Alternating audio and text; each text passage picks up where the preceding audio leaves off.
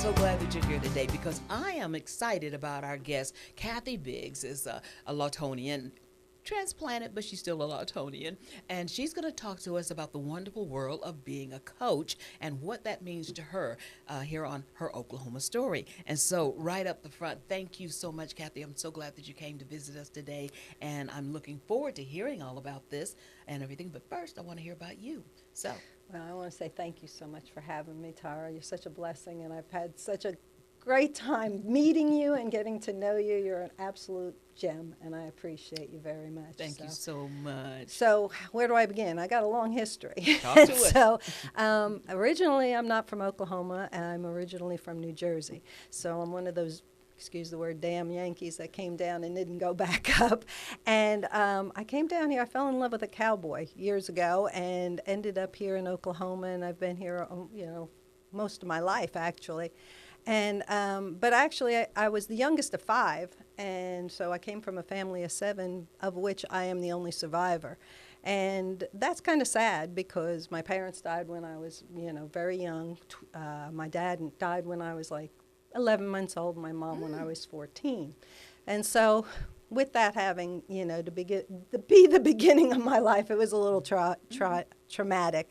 But what I know is that I love people, and I always felt very comfortable, and I enjoy people and everything. And what happened was, long story short, I came here to Oklahoma and got into ministry, kind of like you, had a ministry background, and traveled quite a bit in ministry and with my husband, who I love. 43 years we've been married, and we just landed in this area. It was never a plan. I don't know that anybody plans to Lawton. I mean, when someone says, "Oh, I just thought I'd come to Lawton," and I kind of want to talk to them, yeah. want to interview them. What? And I know that you've been many places as well. So we're here in Lawton, Oklahoma, for a purpose and for a reason. Yeah. And our experience, our lives, our life experience, either we learn something from it or we will have the opportunity to have those lessons over and over again. So ooh. I was one that liked to learn and then go on. And my lesson was that life's going to throw some stuff at you. Well, I'm telling you what, that's a misfit. I mean, a misconception that people think, life is going to be wonderful and stuff. But it is not. Yeah. I mean, it's full of all kind of things. But I mean, being a Jersey girl, you ought to be, used to stuff happening. And what part of Jersey did you come from? Oh, the beautiful town of Elizabeth, New Jersey, which in and of itself was an experience. But you learn some things, mm-hmm. and some things you learn hard way. And now, how many kids did you say? I had 2 brothers and 2 sisters. They're all passed. Yeah. And were you smack in the middle of them? Or? No, I'm the baby. So I did learn something. I watched all my siblings do things, and I always said, I ain't going to do that. Didn't work out too good for them. So I did learn some things to avoid and to not get into, but I did find myself in a lot of precarious situations that I shouldn't have been in. And so when opportunity arose at 18 years old, I left New Jersey. It was not, the best place for me to be. And so, yeah. Now, is this some hereditary disease that everybody experiences, no. or just those hereditary bad decisions?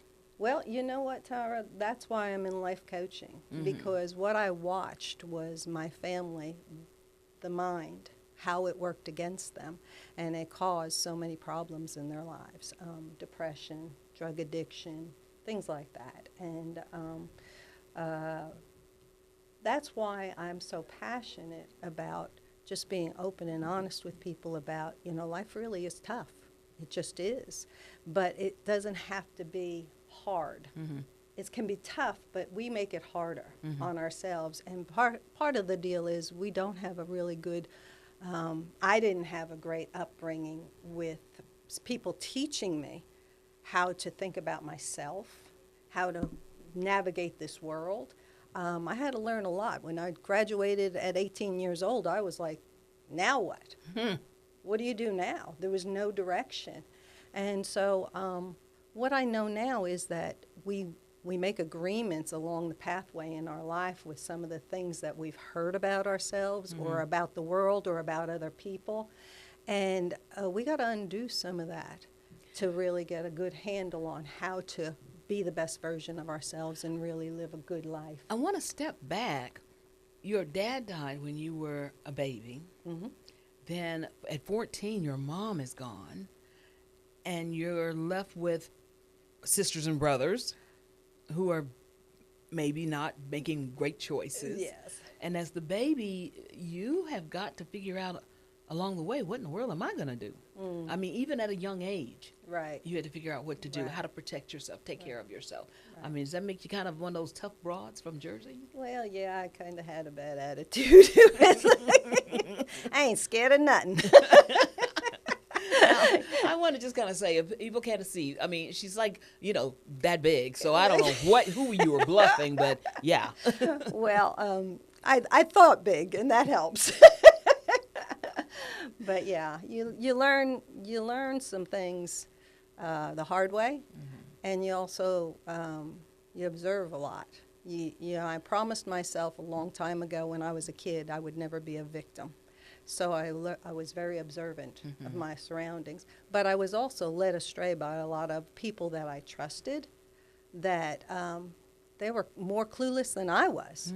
But you're young and you don't know who else to trust, the people that are closest to you. And so, yeah, it was not pretty. Isn't it amazing that at this stage of life, you look back at people and you think, man, I so wanted to be like that person, or I thought they were so cool, or whatever the case may be. And you look back and think, they were just trying to figure it out. Oh, they were struggling, trying to get through every day, and we put all that extra stuff on them to be cool, to be our idols, or whatever the case Right. may be, and stuff. So I kind of feel sorry for them as well, because Right. those unrealistic expectations True. probably were just choking them to death. Sure, Yeah. exactly. And that was the case for, my oldest brother. I mean, at 7 years old, he was told, well, now you're the man of the household. Who tells a 7-year-old that you're the man of the household? Well, that kind of weight dogged him his whole life, and he never lived to his full potential. I mean, he had a master's degree, and he died homeless. So education isn't the answer. It really is about what we think about ourselves and our world and the people we surround ourselves with. So I think that's a big reason why I left New Jersey, because where I was not being surrounded by the best influences. And I had to chart my own course. I had to go out and find out. And so, so it is so important for us that we understand we are not our experiences in our past. It's what we make agreements with. And it's not until we get to a place where we understand that we can change those agreements and start to chart a different course. And that's what I had to do. Just want to say to everybody, we're talking today with Kathy Biggs, who is from Arise Shine. She's a transformational coach and stuff. She's a Joyzy girl, but she's a transplant Lawtonian. And now we're going to find out all about that. She said she got out of Jersey. Did Jersey get out of her? And then talk about her transformation to Lawton America. So that's the question. Did Jersey get out of you? Probably not. But I had an experience that changed the hardness of my heart. And I became a mother and a wife, and we raised family. We had businesses. We were living the American dream, so to speak. And that was all good. That was all good. I love family, love the community. Felt very much a connection, and at the same time, there's still something on the inside of us. Most all of us feel that there's a calling to something else, and there's seasons of life. So that was a season as a young mother and a wife and a business owner, and now I find myself in another season.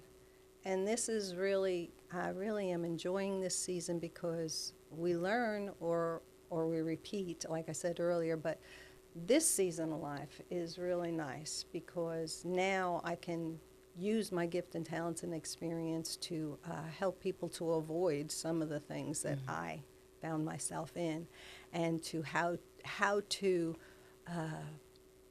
transform those experiences into jet fuel to take us to the next level. And that's the cool part. When you learn that all these experiences, everybody's going to have trauma and tragedy in their life. It's just the human experience. But what we do with it is so very important. So, so I don't know if I answered your question or went off on a rabbit trail or not. No, one of the things that you and I talked about at this season, we are the mothers of adult children, and we find out those ungrateful whelps. But that's not an easy place to be. I hear people say, "I can't wait till my children are grown and gone," but first you got to deal with being an empty nester, and that's that feeling of, where are my children? What am I going to do? All of those emotions have to go somewhere. And then, for me, I went to school. I just kept going to school.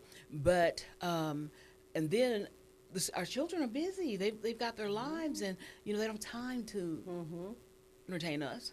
And they're gone. What do we do at that stage? What do we do? You know what? It's how you frame it, though. Is it like, oh, poor me? Yeah. That's what I'm saying. It's about how you frame it is your experience. So if you're feeling like, oh, this is not the greatest because they're busy off doing their lives and everything, and oh, poor me, they don't, they're not around and everything. My purpose is, my calling is not just to be a mother and a grandmother. It's to be the individual that I was created to be. And now I really feel like this is one of the best seasons of our life because, and a lot of people find themselves, in between, parents and children. So there's a lot of pulls in different seasons.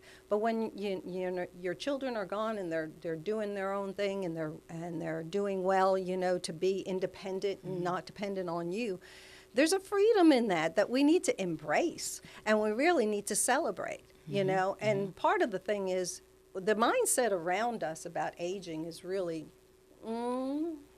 I got some choice words I'd like to say, being from Jersey and all that. There's the Jersey right there. There's some choice words in there. Is that nobody told us this, and we probably didn't tell ours this.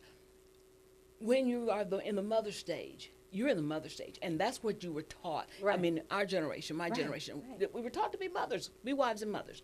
When all that changes, it's like we attack ourselves.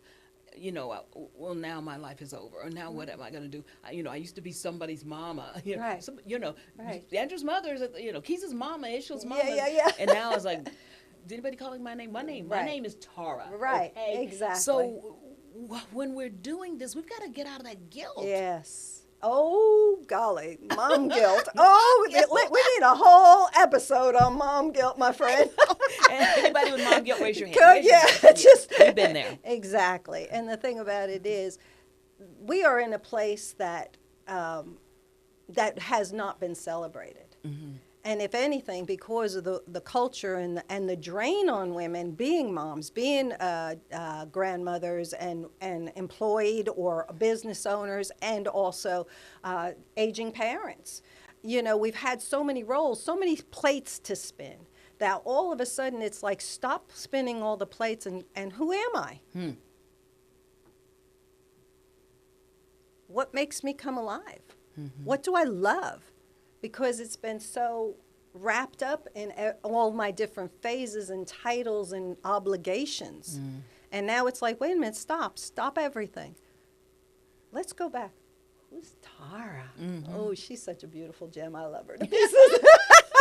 I'm so thankful. I'm not trying to, schmooze you or anything. You're already on the show. But it's so true. You just have to look in the mirror and figure out, now what do I do?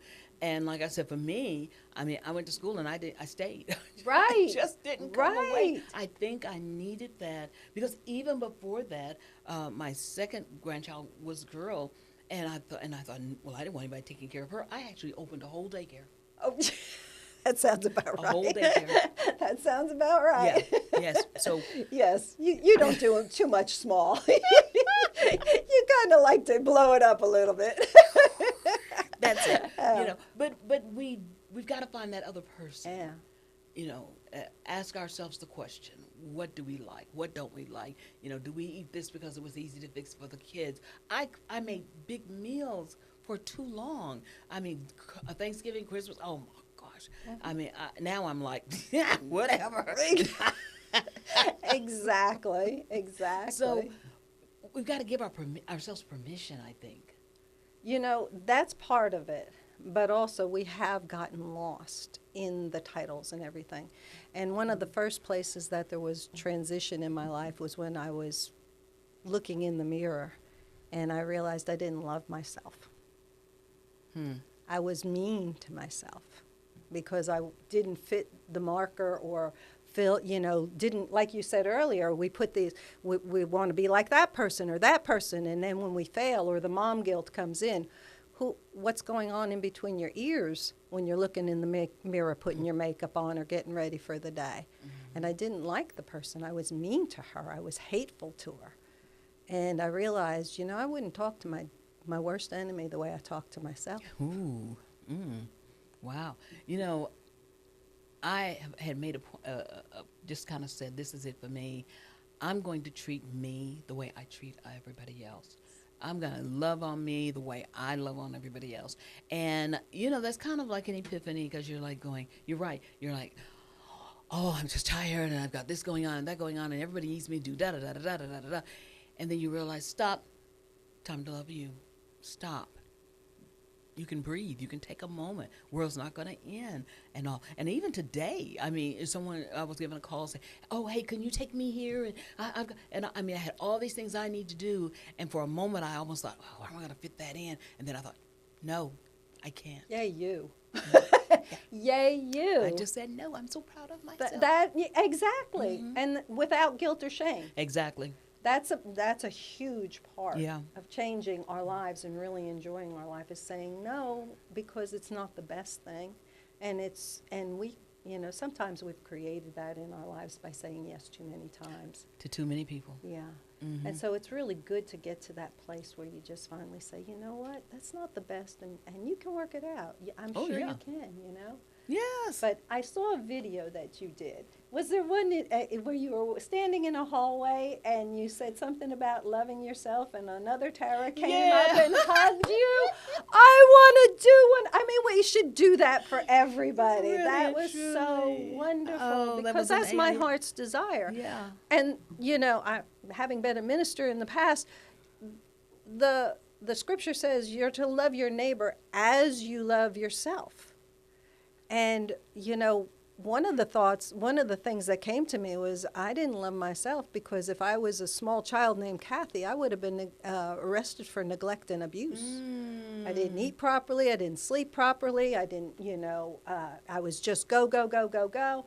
And I developed 2 autoimmune diseases. And that's one of the things that's kind of my soapbox. It's like, ladies, please. Men, too, because of the obligations and the thought process. But the thing about it is if we don't take care of ourselves, we are not going to be able to take care of the people that we love or do the things that really we're passionate about, that are on the inside of us, that we want to contribute to the good, like you do in the community. You're so much a part of everything. But if you're not the best, healthiest version of yourself, you can't do that. And so we've got to stop that cycle because it is at epidemic proportions. The autoimmune diseases. And you know what I'm finding out, Tara? I'll go places. I was in a hair salon one day, and I was in at a florist shop one day, and there was young ladies 30 years old dealing with autoimmune diseases and depression. And it was like, oh, my heart just Right. it's like, and the doctor, when I went for the autoimmune, he said, yeah, women your age, you'll probably get 2 or 3 more. And I just looked 2 at or 3 more. That's what he said, and I looked at him and I said, thank you for sharing, but that's not how my story ends. And that's, I hate that part when doctors look at you and say, well, this is common for women your age. Especially, for me, of course, they say, well, this is common for black women your age. Exactly. And I'm like, what? I didn't get the memo. Nobody sent me an email about this. Right. And so we hear it, so we just kind of accept it. That's it. And I'm sorry, I can't do that. I have too much to do. I have too many people to see and places to go still. Exactly. And I just can't sit down somewhere unless I really, really have to. Yeah. I've seen you in action. You do have a problem sitting down, staying still. I'm going to buy myself get- one of those old rocking. I used to have one of those old rocking chairs. I'm going to get me one painted pink, and I'm going to sit and rock somewhere sometime. But now you that was an epiphany for you. You Yes. decided that's not happening. I'm not going to do this. So what did you do about it? What were the steps to you saying, hold it, world, get away from me?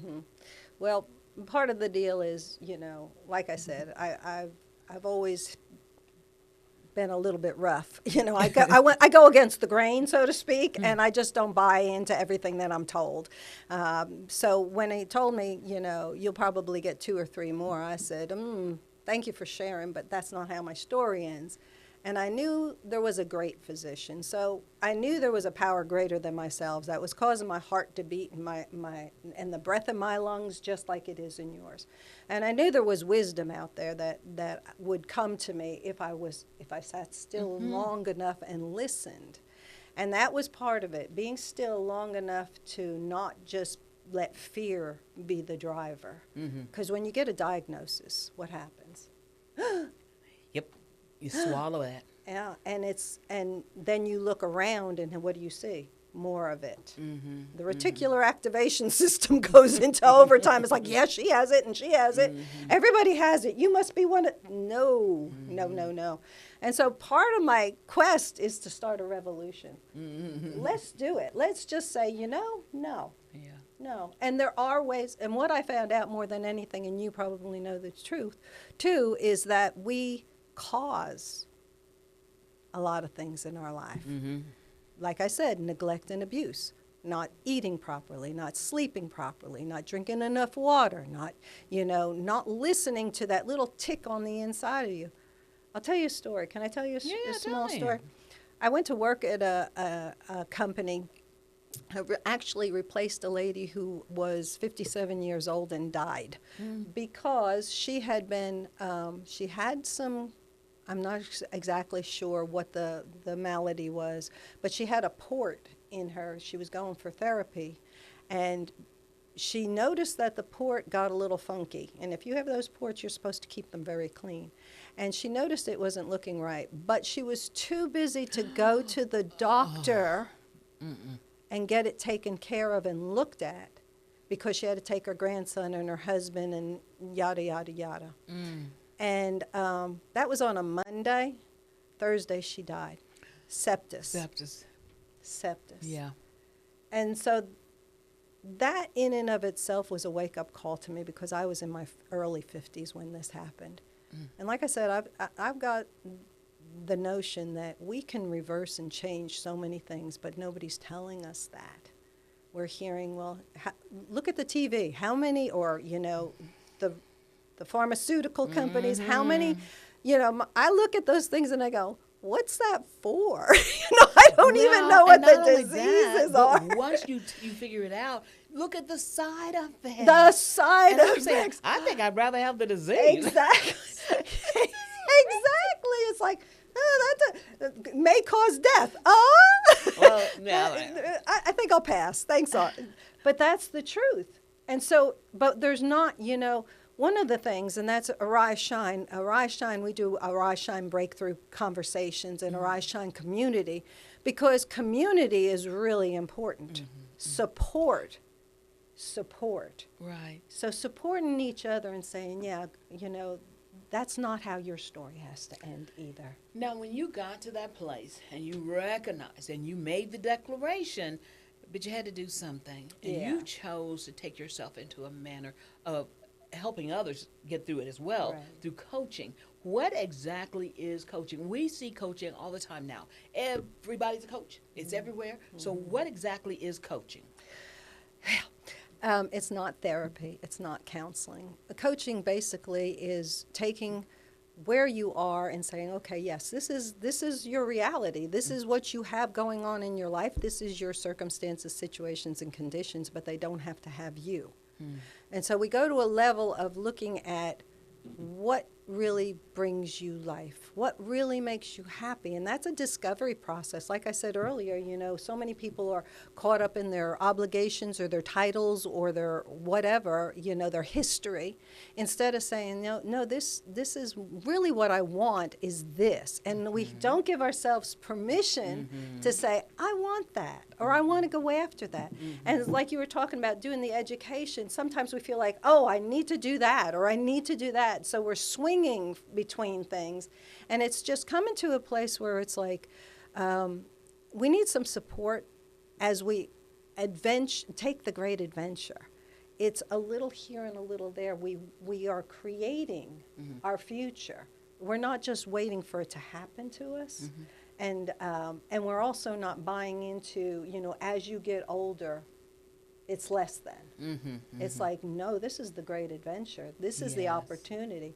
And even in the places of, you know, if we've got young children or children, in, learning the skill set how to be the best version of yourself, that's one of the things that really is a joy to me, is when I see a client's life start to transform and then they take it to their children, so that the children are growing up to have a sense of who they are, and they're not trying to fit into a mold or be controlled by expectations. They're learning and being taught how to really be the best version of themselves.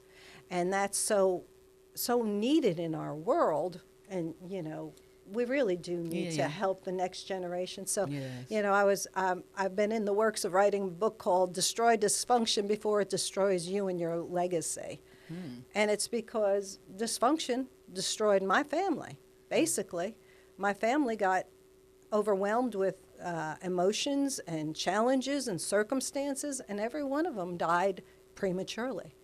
And stress-related diseases and things like that. And, you know, 85% of doctor's appointments, basically, depending on who you get the research from, is from stress.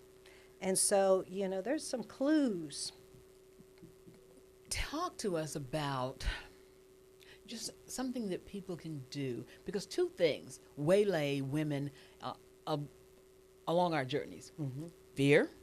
Number one culprit. Yep, absolutely. And stress. Absolutely. And so what can we do when we find, and let me say this about fear. Fear is not that stuff. Right. It's that kind of thing that follows you around, whispering in your ear, don't do that, you're going to mess that up, don't do that, people are going to laugh at you. So how do we deal with those two things? Because I feel like, it's like you said, stress is there for everybody. But those two things kind of link hands and just choke the life out of women. Right. One of the things when you're talking about fear is what we don't understand about the human experience. And that's one of the things in life coaching you really get to understand is the reality that as humans, we're experiencing a lot of the same things, but we internalize it and think it's just us. And so when you start to see the human experience, oh, other people feel that way. Oh, other people think that. All of a sudden it takes some of the power out of it to control, because now you're not doubting and, you know, just cringing or hiding or whatever. You're understanding, I'm not the only one. So ladies, I would really love for you to give yourself permission to take some time and ask the question, what brings me life? What can I do differently to start making the years ahead of me better than the ones in the past? And find your community. Find the women that are on the same trajectory, because we cannot rise above. If we're in a pool of the like-minded people and they're not going to the same place you are, it's going to keep you from going to the places you want to go. The last question that I want to ask is the one that I ask everybody who comes. How has sisterhood played a part in what you do? Sisterhood. Oh, my gosh. Well, I have a confession to make. I'm a black girl in disguise. Can you say that on TV? Is that politically correct or everything? You know what? All you need is a card now. So, but the truth of the matter is, I love all my sisters. I don't care, you know, where you come from or anything, but there's that knowledge that we're all going through similar things. And we don't want to get in a place where we're commiserating over it. We want to be in that place where we're lifting each other up and we're promoting each other from a heart-centeredness, because we see the beauty in each other, and we celebrate that. And so I've been blessed with a lot of really, really beautiful sisters, and they have filled in the void where people in my life have passed on. So I'm very, very grateful. Thank you so, so much for being with us today. This has been so much fun. And this is the way it is whenever we get together. So it's just the way. And so if you get together with her, it's going to be the same way. We are so glad that you joined us on Her Oklahoma Story. And we look forward to seeing you again. I love you so much, and I appreciate you so much. Thank you, everyone.